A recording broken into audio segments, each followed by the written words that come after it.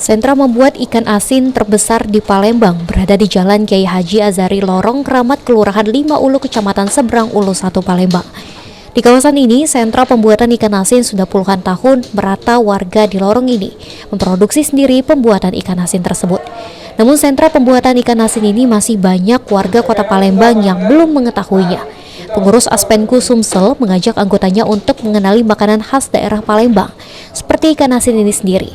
Dan setelah melihat sentra pembuatan ikan asin ini, Aspenku Sumsel siap mengenalkan sentra dan membantu meningkatkan ekonomi warga di sini dengan melakukan kerjasama untuk langsung membeli produk ikan asin di sini.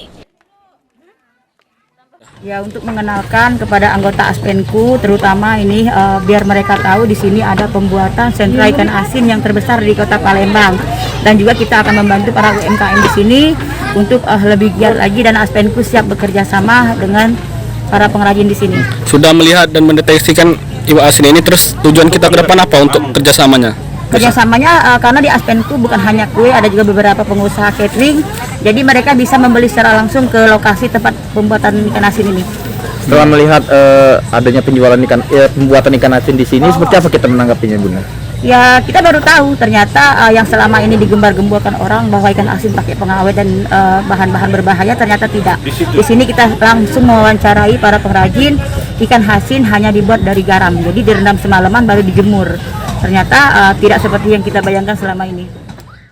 Sementara itu, Camat Seberang Ulu 1 Muhtiar Hijrun akan mendukung sepenuhnya terhadap sentra kuliner yang akan bekerja sama dengan Aspenku. Pengrajin ikan asin di sini tidak ada yang membuat ikan asin dengan menggunakan pengawet.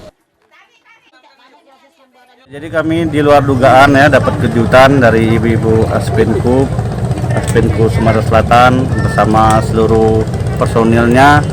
Ini asosiasi pembuat kue, kemudian kuliner, dan juga banyak juga usaha catering ya. Jadi memang sinkron. Disinilah sentra iwa asin di Palembang ini, di sini, Bu. Jadi kampung ini, kawasan berapa RT ini, katakanlah di sini semua pengrajin iwa asin, baik dari tukang pikul, dari nelayan, penyiang iwa. Tadi kita sudah kunjungi beberapa agen iwa asin, dan memang di sini iwa asinnya bersih, gurih, nikmat, tanpa formalin.